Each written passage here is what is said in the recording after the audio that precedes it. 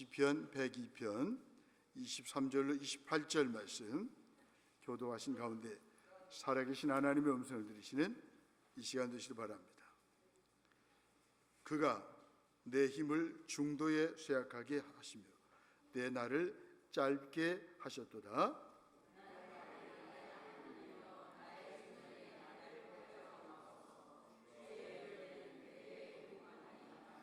주께서 옛적에 땅의 기초를 놓으셨사오며 하늘도 주의 손으로 지으신 바니이다.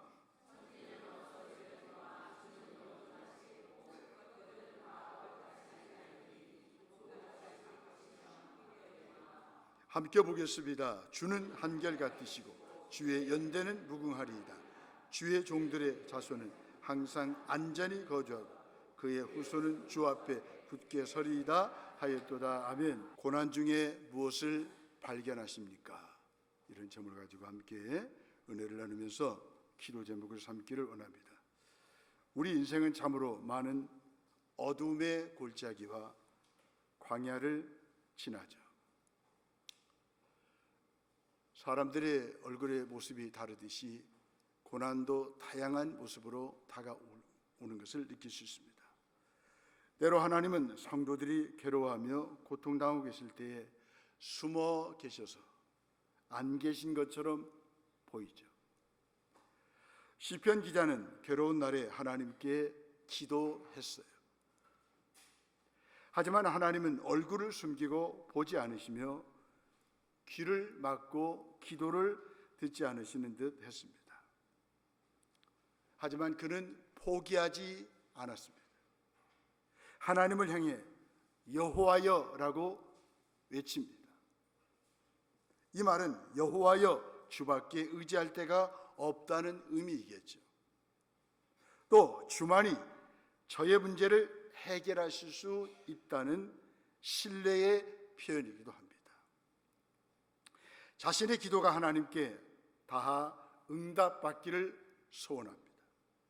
그는 반복해서 끈질기게 간절히 기도합니다. 시편 102편은 탄식 시입니다. 표제에서 보듯이 시편 기자는 고난 당하는 자로서 마음이 상해 근심을 여호와 앞에 토로합니다. 그의 고난은 병으로 인한 것일 수 있습니다. 그는 아픈 질병 때문에 하나님께 탄식하면서 기도하는 거죠. 시편은 고난 가운데 있는 성도에게 하나님 응답을 전달하는 구조로 되어 있습니다. 여러분들이 시편을 묵상하면 모든 고민이 다 담겨 있는 것을 느낄 수가 있을 것입니다. 나만 겪는 고난이 아니고 이미 시편을 기록한 많은 사람들은 경험했다는 것입니다.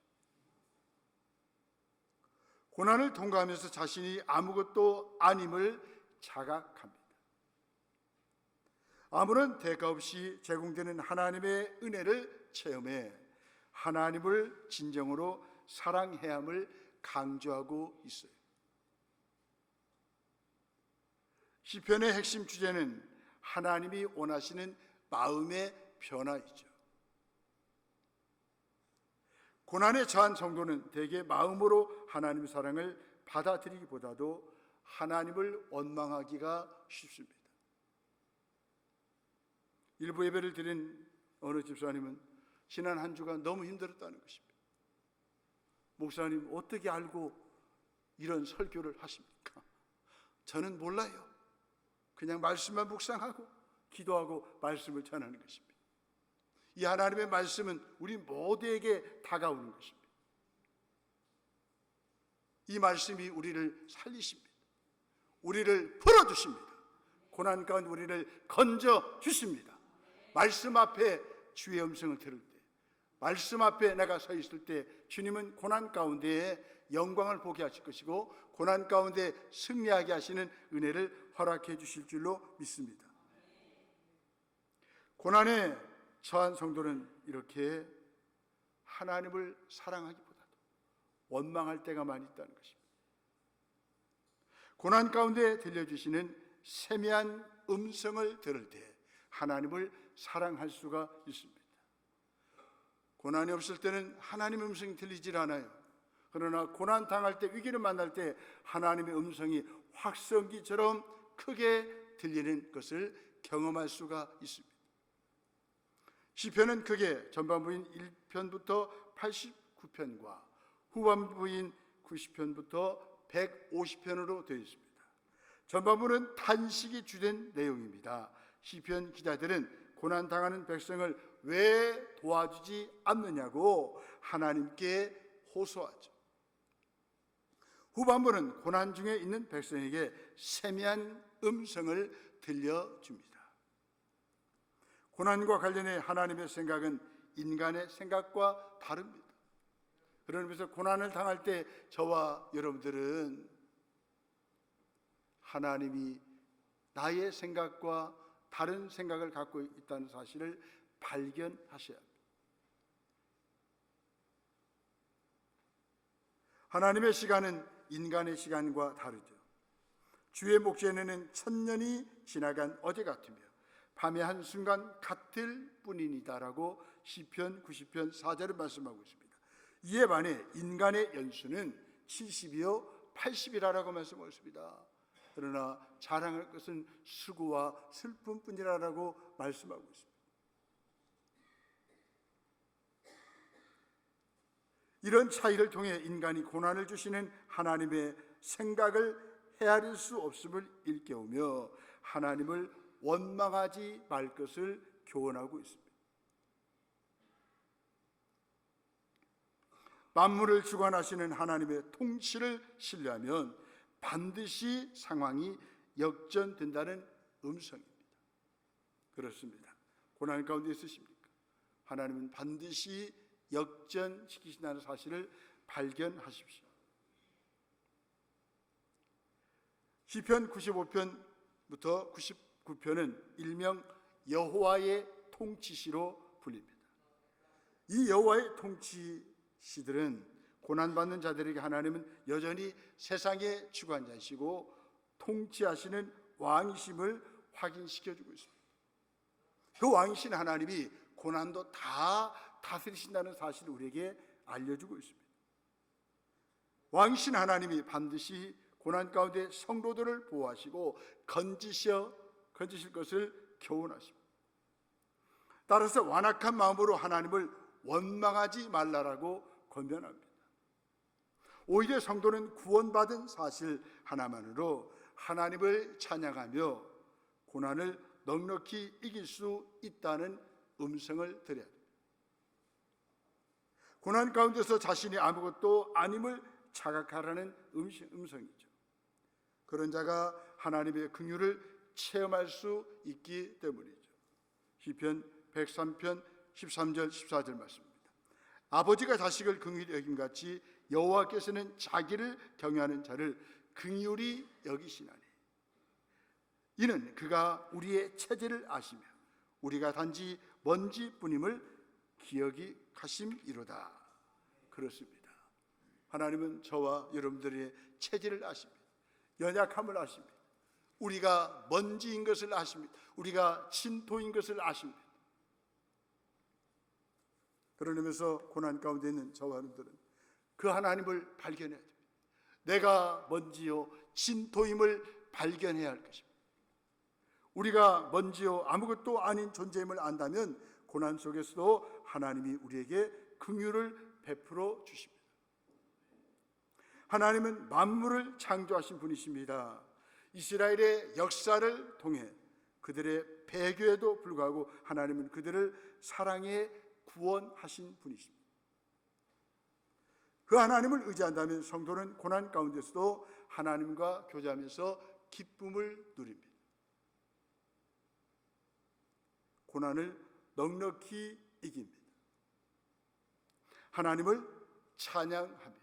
우리 18절 한번 성가대 읽어보세요. 18절 시작.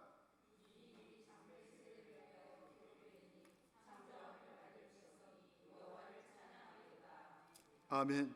창조함을 받은 백성이 여호와를 뭐예요? 찬양하리로다. 그렇습니다. 하나님이 이렇게 고난 가운데 우리를 찬양하게 만들어 주십니다. 시인은 극심한 고난 중에 여호와를 부릅니다. 속히 응답하시기를 간구하며 하나님을 찾습니다. 보면 1절에 보시면 여호와여 내 기도를 들으시고 나의 부르짖음을 주께 상달하게 하소서. 2절에 보면 속히 내게 응답하소서. 고난 속에서는 선하신 하나님의 얼굴이 보이지 않고 함께 하신다는 약속이 사라져 버린 것 같습니다. 하나님의 부재 가운데서 하나님의 이름을 부르는 것은 믿음으로만 가능한 고백이죠.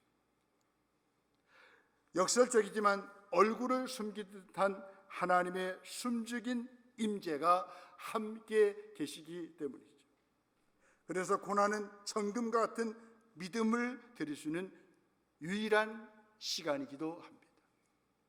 고난 가운데 하나님 앞에 저와 여러분들의 믿음이 정금 같은 믿음이라고 고백을 드렸으면 좋겠습니다. 고난 가운데 무너지는 사람이 있고 다시 일어서는 사람이 있다 그 말이죠. 그 일어서게 하는 능력이 무엇입니까? 정금과 같은 믿음이 있으면 일어서게 되는 것입니다.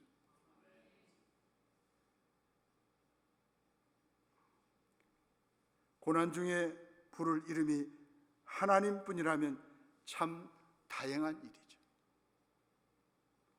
다른 것을 의지하지 않고 있다는 증거이기 때문입니다. 고난 가운데 있을 때 여호와만 부르십시오. 고난 가운데 있을 때 하나님만 찾으십시오. 고난 가운데 주님만 부르짖으십시오. 거기에 해답이 있습니다. 그분은 숨죽여 함께 고통하시는 체휼하시는 하나님이십니다. 원수들의 비아냥거림과 조롱과 비방이 끊어지지 않고 죽음의 위협이 여전합니다. 시인은 눈물을 물삼아 마시고 타버린 죄를 먹는 심정을 주께 고백합니다. 얼마나 힘들었으면, 얼마나 고난이 컸으면 눈물이 물이 되어서 물을 마시겠습니까? 이 모든 상황을 허락하신 분이 주님이시라고 시인은 말하고 있기 때문에 고난을 이겨내는 것입니다. 고난은 하나님께서 철저하게 티끌 같은 인생의 허망함을 직면하게 하는 시간입니다. 이때 하나님이 아니면 아무것도 아니며 하나님만으로 존재할 의미가 있다는 사실을 인정하는 자세로 나아가십시다. 우리 성가대 찬양 있잖아요. 예수가 전부라고. 예수가 전부인데 무엇이 문제겠습니까? 그분은 이미 우리의 고난을 다 겪으신 분이십니다. 우리의 고난을 다 아셔요. 우리는 그분이 전부라고 고백하시면 그 고난 가운데 있을 때 그 주님이 저와 여러분들을 붙드시고 고난을 통과할 수 있도록 도와주실 것입니다. 그런 의미에서 소망이신 하나님을 신뢰하면 고난을 이깁니다.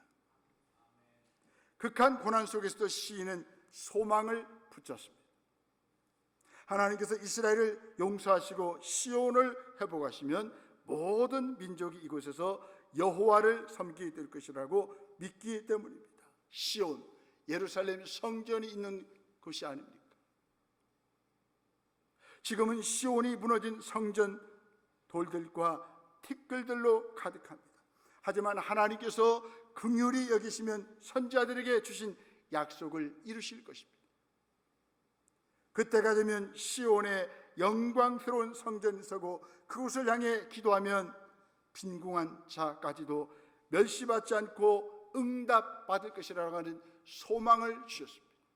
이 시인은 그 소망을 붙들고 고난 가운데서 이겨내는 것입니다. 숨어버린 신 줄 알았던 하나님께서 하늘 성소에서 굽어보시고 살피셔서 갇힌 자와 죽음을 앞둔 자에게 자유를 주실 것입니다.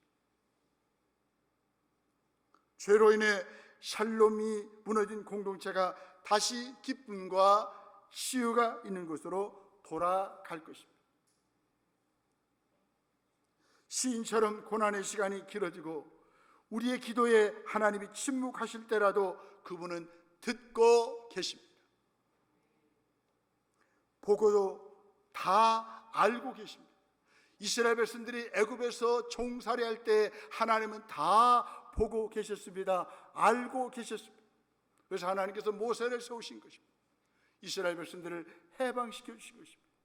그 하나님이 저와 여러분들이 고난 가운데 있다 할지라도 다 보고 계시고 우리의 부르짖음을 속히 응답하셔서 고난 가운데 자유케 하실 줄로 믿습니다.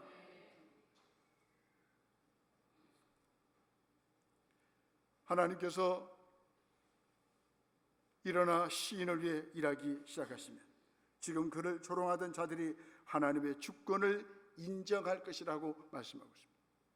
문나라가 여호와를 경외하고 모든 민족과 왕들이 여호와를 섬길 것입니다. 그런 의미에서 저와 여러분들이 고난 가운데 있을 때 고난을 잘 견뎌낼 때 내가 믿는 하나님의 이름이 높여질 거예요. 내가 믿는 하나님이 많은 사람들에게 신앙의 대상이 될 것입니다. 그러나 우리가 예수 믿으면서도 고난 가운데 무너지고 넘어질 때 많은 사람들이 비아냥거릴 것입니다.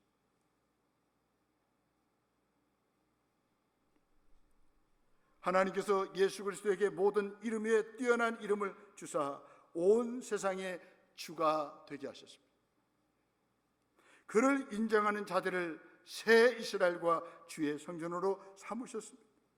소망이신 하나님을 신뢰하여 고난을 이겨내도록 그 주님이 저와 여러분들을 도우실 것입니다. 그분은 잘 알다시피요, 나를 위해서 십자가에서 죽으시고 사흘 만에 부활하셔서 우리의 소망의 주가 되셨습니다. 저와 여러분들에게 소망을 주셨습니다. 고난당할 때 소망의 주가 되시는 그 주님 바라볼 때 고난을 이기도록 저와 여러분들을 격려하시고 붙드시고 인도해 주실 것입니다. 인간의 날은 풀 같고 연기 같고 그림자 같습니다. 그러니 당연히 고난받는 것이 마땅하죠.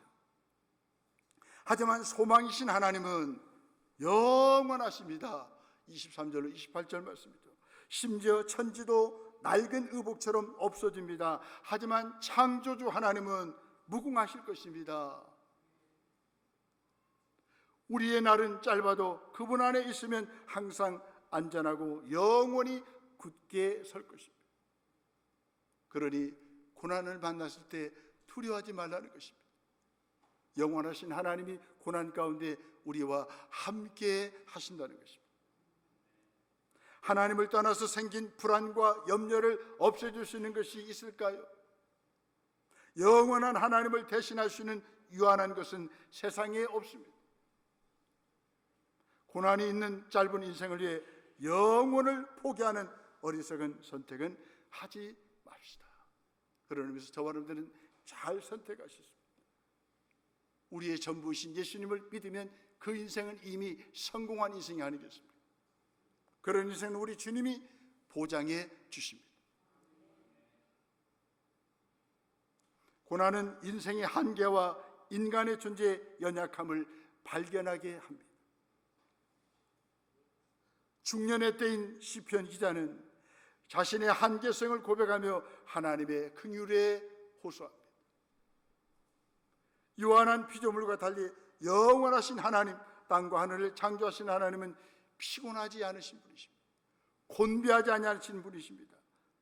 그 하나님은 명철이 한이 없으신 분이십니다. 죽을 것만 같은 고난의 상황에서 우리는 하나님의 영원하심과 언약을 기억합시다. 하나님이 영원부터 영원까지 계시는 분임을 확신합시다. 정한 기한이 오면 고난도 끝이 납니다. 그때까지 소망의 주가 되시는 주님 바라보시고 견뎌내는 것입니다. 고난의 시간이 끝나면 우리는 그 경험을 통해 다른 사람들을 하나님 앞으로 인도할 수 있습니다. 결국 하나님의 이름이 세계에 선포되고 모든 민족이 하나님을 섬기게 되는 모습을 목격할 것입니다. 창조주 하나님은 어제나 오늘이나 영원토록 동일하신 분이십니다. 본문 27절에 보시면 주는 한결 같으시고 주의 연대는 무궁하리이다. 그분 앞에서는 고난이 문제가 될 수 없어요. 그는 하나님의 영원하심을 강조하며 자신의 나약한 삶을 연장해 달라고 간구합니다. 그런 와중에도 자신은 언젠가 죽고 천지도 다 없어지겠지만 하나님은 영원히 언제나 한결같으신 분이신 것을 확신하면서 고난을 이겨냅니다. 인생의 나약함과 생명의 유한성을 직접 짊어지신 분이 있습니다. 바로 예수 그리스도이십니다. 그분은 하나님과 같은 영원하신 분이지만 인간으로서 정한 기간을 살고 죽으셨습니다. 하지만 죽었기 때문에 다시 살아나셔서 영원한 생명을 얻으셨습니다. 영원한 생명을 저와 여러분들에게 선물로 주셨습니다. 성도들에게도 이 세상에서의 끝이 있습니다. 그러나 그 후에는 한결같고 영원하신 하나님과 영원한 삶을 누립니다. 고난 중에 있는 인생이 은혜를 누리는 비결은 항상 하나님을 경외하는 일입니다. 하나님은 그분을 경외하는 자를 긍휼히 여기십니다. 그분을 의지하는 자의 도움과 방패가 되십니다. 사람은 흙으로 지어졌기 때문에 본질적으로 연약한 존재입니다. 이처럼 고난당하여 연약한 인간들에게 하나님이 영원한 소망을 주십니다. 하나님을 경외하는 것은 지혜의 근본으로 삶의 토대이자 삶의 원리입니다. 하나님을 경외하는 구체적인 방법은 그분의 언약을 기억하고 지키는 일입니다. 그럴 때 악을 멀리하고 하나님이 기뻐하는 삶을 선택하며 은혜를 누립니다. 이것이 바로 하나님을 경외하는 것입니다. 고난 가운데 있다 할지라도 하나님을 경외하면 고난이 우리에게 축복으로 영광으로 바뀌게 하시는 것입니다.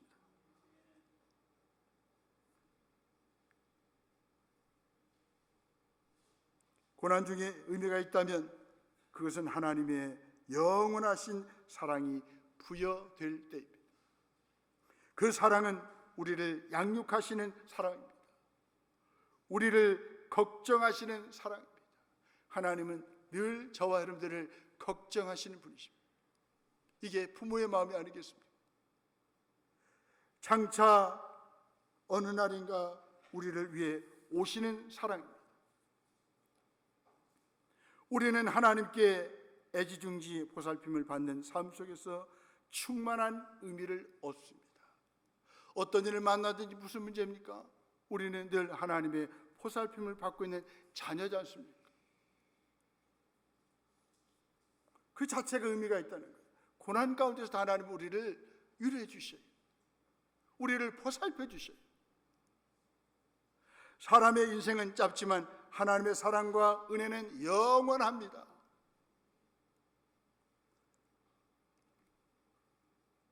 고난을 당하는 성도에게 하나님은 든든한 품이 되어주시고 은혜와 평강을 공급해 주십니다. 저와 여러분들이 고난당한다 할지라도 은혜와 평강만 있으면 고난을 이겨낼 수 있는 것입니다. 은혜와 평강은 세상에서 주는 것이 아닙니다. 이 땅에서 주는 것이 아닙니다. 은혜와 평강은 예수 그리스도께서 저와 여러분들에게 주시는 것입니다. 현실이 까마득할수록 은혜와 평강이 가득한 품에 우리를 안고 계시는 하나님을 떠올리십시다. 예수님이 다시 오시는 날 하나님 나라를 위해서 고난을 겪은 사람에게는 최종적인 영광과 안식을 안겨주십니다. 하지만 하나님과 복음을 거부한 사람에게는 하나님의 영광에서 영원히 쫓겨나는 형벌을 내리실 것입니다. 그런 의미에서 우리는 고난 가운데서도 믿음을 잘 지키고 내게 영광과 안식을 주신 주님 바라보고 잘 견뎌내 삶을 살아야 하는 것입니다. 악인의 형통을 부러워하지 말고 고난이 따르더라도 하나님 나라에 합당하게 살아가십시다. 고난 가운데 있다 할지라도 구원받은 사람답게 어울리는 삶을 살아가십시다. 명예보다도 정직을 선택합시다. 돈보다도 생명을 선택합시다. 전쟁보다도 평화를 선택하십시다. 독점보다도 나눔을 선택합시다. 경쟁보다도 공존과 상생을 선택합시다. 고난은 우리의 신앙을 시들게 하지 못합니다. 하나님의 은혜는 고난의 땅에서도 믿음과 사랑과 소망을 꽃 피웁니다. 흔들리는 세상에서 흔들리지 않는 말씀을 붙들고 흔들림이 없는 믿음의 길을 고난 가운데서도 걸어가십시다. 고난 가운데 들려주시는 세미한 음성을 듣고 소망이신 하나님을 신뢰하며 고난을 이겨내시는 저와 여러분들의 삶이 되시기를 주의 이름으로 축원합니다. 아멘.